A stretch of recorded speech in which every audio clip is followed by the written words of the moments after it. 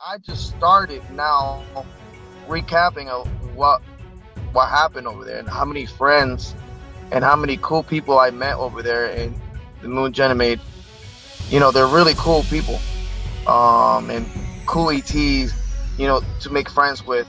We made friends over there, and man, I just wish people on Earth understand how many nice different ETs and cultures there is out there working together. You're listening to Exopolitics Today with Dr. Michael Salla, your source for the uncensored truth regarding the human, extraterrestrial, global, and political agenda.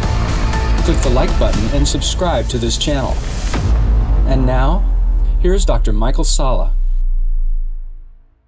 Okay, we are with JP, and he is my long-term contact. I've known him since 2008, and he has been in the US Army now for getting on 2 years, I believe. So, JP, why don't you just tell us what it was that prompted you to join the Army, and anything about your background that you want to share with the audience. Hi, Michael. Good afternoon. How you doing? What made me join the Army was to be part of a generational thing. My grandpa, he was in the military, and I got other family members in the military. So, it's one of those things, in the bucket list kind of thing, that you want to do. And yeah, that's what really wanted me, to join the military. Now, one of the things that I've spoken about in my articles about you is that you had contacts starting in Brazil in 2008. And since that time, different people within the intelligence community and within the military encouraged you to join classified programs or to join the military. So, what influence did that play in you deciding to join the Army? I know there's a lot of classified stuff out there. And since I got my experience in Brazil, it really interested me to join also, the military. My father, he's been through experiences. I don't know in Puerto Rico, he's been through, different experiences. And I went through experiences, as you can know, and as you wrote in your articles about me. And what I think is, joining the military, I know you know me like for 14, 13, 15 years. I think it can bring credibility in the situation I was in. And joining the military, I think it could be, experiencing what's happening right now will really, people, a lot of whistleblowers coming out about the situation that's happening right now, the Pentagon letting loose the papers and all that. It's, what can I say? Okay. Now, when you joined the military, the Army, your military occupation specialty is as a quartermaster chemical repairer. So just explain, what is it that you do? That's your regular assignment, that you've been trained to do that for the Army. So what kind of things do you do? It deals with chemical pumps, all kind of pumps in the military, water going through pipes, and how water travels through underwater, or, checking the systems, make sure they're not broken, checking the connections of electrical systems of certain types of water pumps. It could be advanced water pumps or unadvanced water pumps. And a lot of people use these kind of systems somewhere else, more for top secret stuff that we do. Mm-hmm. Well, we'll get into that. So, I mean, one of the things that you said that you recently did a few months ago was that you were part of these classified missions to the moon, where you were doing things like setting up water pumps and de-icing. So can you explain what it was that you were being sent up to do on the moon? More pulling security. You know, the first job as a soldier is to make sure everything is secure in your surroundings. So your first job is always protecting and pulling security and being told what being told what you have to do. You know, secondary jobs come in after, you know, your MOS come in after, and you do that, you know, when they need it, because they already have the specialists, and they already have, you know, their people doing that they, you know, they know much more than what we know, you know, in those particular missions.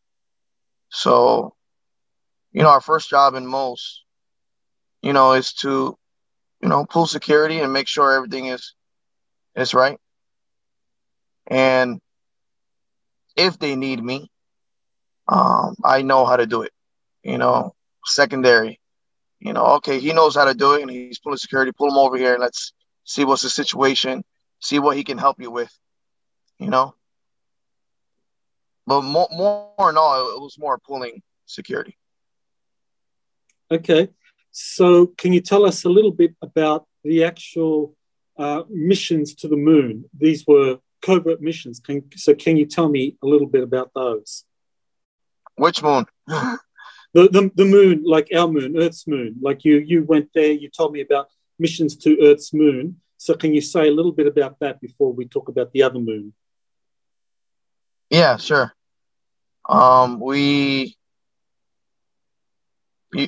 You go into a ship, you fly over there really fast.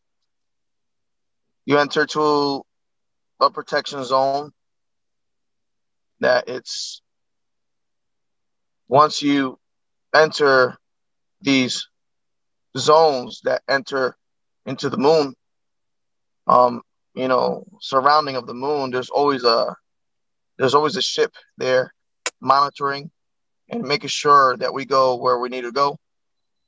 And there's always, you know, that security before entering what is the facilities of the moon. So you always have somebody behind you or in front of you pulling that security, making sure you are there to do what you need to do. You know, you're doing that mission. You know, like, for example, 1969, when Buzz Aldrin and Neil Armstrong and they went to the moon, Buzz says that, you know, there was always a light following them, you know, making sure that, you know, like monitoring them. And they've been doing this for a long time. They know what they're doing. You know, those people in the moon, they know what they're doing. And, you know, we just go there to do what we're told. You know, they give us the helmets, they give us the breathing tools that we need. Huh? And you told me that you were flying on hybrid craft that had been built and were being used by US Space Command that also had Nordic extraterrestrial technologies. Yeah, it's used by us, and it's also used by other ETs. You know, it interfaces with different species of extraterrestrials and humans, you know, and different races of humans. And you told me that they made you do lots of missions. You're flying back and forth from the Earth to the moon for lots of big construction projects. Sometimes you forget a lot of things that happens, you know, on the moon. You know, on the way back, they put you in this room and you just forget. And later on, you get these flashbacks. Oh, that's what happened that particular time. that moment. You know, you remember here and there about the missions and all that, but not fully. You don't fully remember all the missions, and it's tough. That's tough because there's a lot of us going through the same situation, and it's really tough because not everybody on Earth knows what's happening. You know, everybody's living in the box, and when they realize that, when they see what's happening in the big picture, and all these people start coming out, all these whistleblowers really start coming out, you know, people are going to realize the truth. Right, and that's what you're doing now.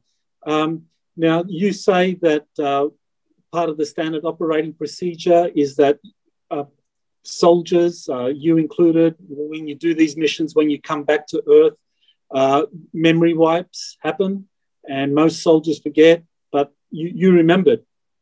Yeah, there's some soldiers that they do remember. I remember one of my friends, he's a specialist. He tells me people that more are entwined with a spiritual, with a spiritual life, and are entwined with music and sound. It's a certain part of the brain that is in charge of language and music and creativity. Those type of people are more prone to remember the situations that you've been through in your past life, in the SSP, the program, certain kind of programs, and it's the way they take it away is basically with sound and different types of technology that they have that zooms in you and goes through your pineal gland and just wipes out everything, So people that are musically inclined and language inclined, they're more to remember the past of their missions. Well, I remember a couple of months ago, this was after you told me about the moon missions, and I wrote an article about it. You said that you had an encounter with an extraterrestrial, Lovent, you used the name, and he told you to get ready for an upcoming mission to Ganymede, to the moon of Jupiter. So tell us about that encounter you had with Lovent. Who is he? How? What happened? And can you tell us a little bit about that? Well, Lovent, he's an ET, but he's human-like. He looks Indian type of, descent. So he came up to me saying, "Oh, we have a mission," all that. I just started now recapping of what happened over there and how many friends and how many cool people I met over there in the moon Ganymede. They're really cool people, and cool ETs, to make friends with. We made friends over there. And I just wish people on Earth understand how many nice different ETs and cultures there is out there working together. A lot of people look at Star Trek and they see it as a show, but man, that's the biggest drop in the history of humanity. If they understand what is that, when I went to the moon Ganymede and I was there, I remember pulling security, but also just having fun. Not having fun, but like talking to other cultures, talking to, they may look different, they may look weird, but we're all practically the same, and we share things about our family. We share, sad stories, good stories. They're just like us.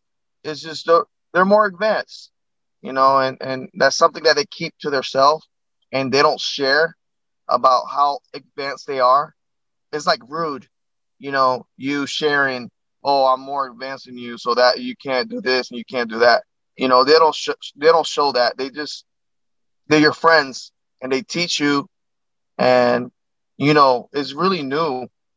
If somebody that's new that does this and they go over there, it's weird. It's a weird situation you're in, because you don't expect to see think ETs are people that are different than you. You know, So they're let's be taller. clear here.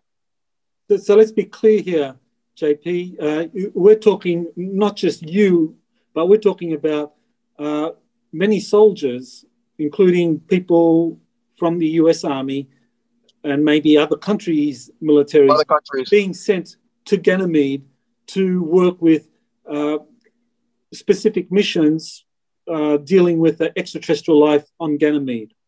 Yeah. It's not, the thing is, it's not only Ganymede. It's different facilities around Saturn, Jupiter, the asteroid belt, right by Mars, Venus. It's different parts of the galaxy and our solar system. It's really interesting when you think about it. And all this is coming out now. You know, all this is really coming out. And that thought, people that thought that we were nuts talking about this, now they're realizing that it's the real deal. It's happening. And like, I got told that 2024 is going to be a big year of disclosure, and 2023 after this administration is done. Okay, so you went to the moon of Jupiter's moon Ganymede to perform. I'm sorry if I get carried away in different things. It's just, I guess that's how my mind is. I'm sorry. I understand, but focusing on Ganymede for the moment. So you went to Ganymede, and you told me also recently that there was a very new group of powerful extraterrestrials that had just come into our solar system, and that they had taken up residence on Ganymede, and that was part of the mission that you were sent on with all of your Army and Air Force and other military personnel to go to Ganymede to meet with these extraterrestrials. What was the purpose of it? We were bringing material and stuff that we have here in the moon and we have here on Earth, stuff that we have built, like crafts or weapons. It's not really weapons, but you can use it as weapon. I call them weapon because if this type of technology is on a wrong hand, it could be used as a weapon. So anything I say I say weapon is a technology that it exceeds human beings. So if it's on the wrong hands, I call it a weapon, because if somebody uses it the wrong way. But we were there to bring different kind of stuff that I can't really talk about, but I'm already saying a lot. But it's different kind of ships, different kind of weapons, and transporting kind of devices that we can bring to that planet to help out the people that are working in those facilities better. It's like an upgrade of different things that they need, that we build, that we bring to them, and pulling security at the same time, because we have to bring the armada and pull security, make sure everything is going right. But we know that there was powerful beings coming to Ganymede. They're really powerful, and they really know a lot about the universe, and they really know a lot about what's happening in the present and what's going to happen in the future. So they're really like in different timelines, working in the same time. So but our job is to do what we're told. We go to Ganymede, we drop off the equipment, even though you feel the presence, you feel peace, you feel something beautiful that you never felt before. And when you're in the presence of these beings, you just feel like your mind opens, your connects to the universe, and it's a weird experience. You feel peace, you feel like what all religions illustrate that you feel, and once you do that, you do your mission and you head out and you're passing and you get out of Ganymede where they're at. That's when you realize, wow, what it experienced, how beautiful, how fragile we are. You know, how it's, yeah, it is what it is, Michael. So these beings being in their presence, it just elevates your consciousness, and it obviously has influenced you. And is it influencing other soldiers that are being part of these covert missions to Ganymede? Oh yeah, oh yeah, it's influencing a lot of how you come back treating everybody so beautifully and so good, you know, and so beautiful. You treat people beautiful. You treat humanity as a delicate. You treat everything in the world as really delicate. You look at the tree and the tree talks to you. You're like, wow, like not literally talks to you, but you know, it talks to you. It's living. It's you look at everything and everything happens for a reason. Like when you come back, you know that everything is happening for a reason to exist. It's like everything is connected. So is this part of the reason why you feel it was important for you to come forward to start revealing the truth about these classified military missions to Ganymede, to meet with extraterrestrials? It's not. I don't see it as classified because it's already out there. It's people know about this. It's just they're scared to talk about it already. You know, it's just, oh, not yet. We shouldn't talk about this yet, but you can still talk about it because it's already out there. You know, people are already doing it. It's just a matter of time that we're going to have the president speak and say, hey, you know, this is happening. This has been happening. And it's time for the reveal, you know? Mm-hmm. So you've spoken to other servicemen. Are there people that you work with in the army that have been part of these missions as well that are wanting to talk, wanting to reveal what's going on? Not really. They want to stay quiet. Mm-hmm. See, also there's really, it's like, let me see about how can I say this about the military? Everywhere you go, there is bad people influenced by bad things, and there is good people influenced by good things and good people and good, you know, and that's what's happening inside the military sometimes, that there's good people and there's bad people, and good people do good things and bad people do bad things. And I don't know if you're understanding what I'm trying to tell you, but that's why part of the, you know, reason why a lot of people stay quiet. Okay. Well, you sent me this morning, a 3.5-minute video where you talk about Ganymede. So I'll play that as part of this interview at the very end. So okay. Do you want to give an introduction to that video for people that are watching this? It's a video. I was, you know, by myself in the house, and I just decided to do a video about, you know, how it feels to come back and leave friends behind working in different places. It doesn't matter if it's Ganymede or other places, but yeah, leaving behind people that are doing something big for a better cause, for humanity, not just for the United States, for humanity all around our system and other solar systems and ETs. You know, there's people working together, and it's tough when you see other people being lied to and trying to deceive others. And it's hard. It's hard when you see people that you used to looked up to doing something that bad people do.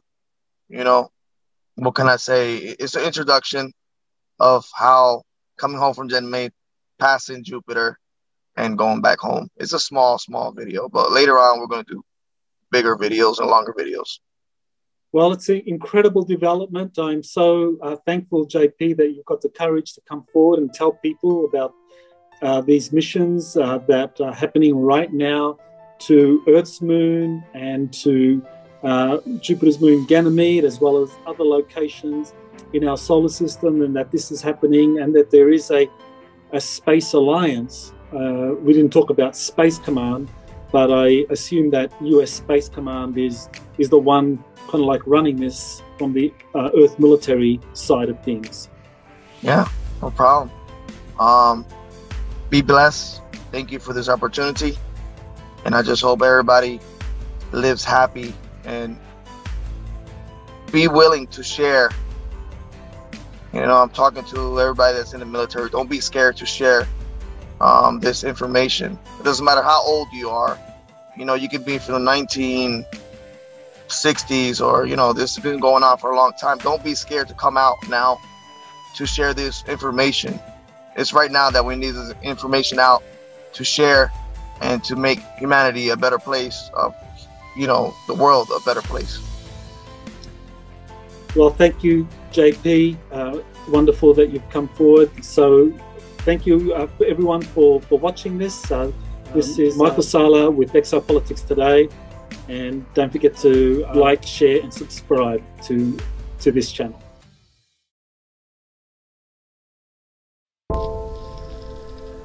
Coming back home from the moon, Ganymede, with the US Army. Hi, my name is JP, and I believe that soon a lot of people are going to come out in the military talking about their experience in the SSP. You know, leaving the moon Ganymede was really hard for me because we left a lot of good friends over there working, and they're going to be there for a long time. And also a lot of extraterrestrial friends that we made that are working on different facilities over there in the moon of Ganymede. You know, that moon is unbelievable. It has life, it has an ocean, you know, it has facilities under the ice in the ocean. And we left, you know, when you leave there, and it's really hard because people just don't believe you on Earth. And then when you're like on the ship, right, and you're passing a beautiful planet like Jupiter, and you pass these different zones in space that are controlled by different extraterrestrial species, and you look out the window of your ship, right, and you look down in the planet Jupiter, and you see the clouds of Jupiter, the atmosphere of Jupiter, when you're, you know, you're a certain height, and you know that in those clouds there's like 40 to 50 mile wide ships or facilities floating in the atmosphere, and people are working there, and extraterrestrials are working on these ships that are hovering on the clouds in the atmosphere of Jupiter. And when you take that in your head, and you're passing these planets, and you're in the solar system working in the military, you know, because being in the military, you do what you're told, and, you know, talk about what you do. But soon, all this information is going to come out. Soon, a lot of people are going to come out. You know, look what's happening in the Pentagon. Look what's happening around the world with all these contacts that we're having. And soon, there's going to be a lot of drip drops. There's going to be a lot of things happening around the world that people don't understand why they're happening. But when you're in my situation, you see this out the window of your ship, right? And you're like, wow, I can't believe people on Earth don't know about this. You know, I can't believe that people don't know about our ship that are as fast as the speed of light. You know, when you have the ship, you know, facing the sun and going almost the speed of light heading towards Earth, and you're like, man, I just wish people on Earth knew about this, you know. And we have to stay quiet, but soon a lot of people are going to come out and talk about this because we need to. You know, it's hurting a lot of soldiers out there. You know, we're not allowed to talk about it, but hey, some people have to talk about this. You know, when you have the ship passing the moons and passing the planets and getting close to the Earth, and you see the Earth, how beautiful it is and how fragile, and then you enter the atmosphere and you're in Earth and nobody believes you, nobody talks to you, you can't talk to nobody. It's kind of tough, but it is what it is. Hua.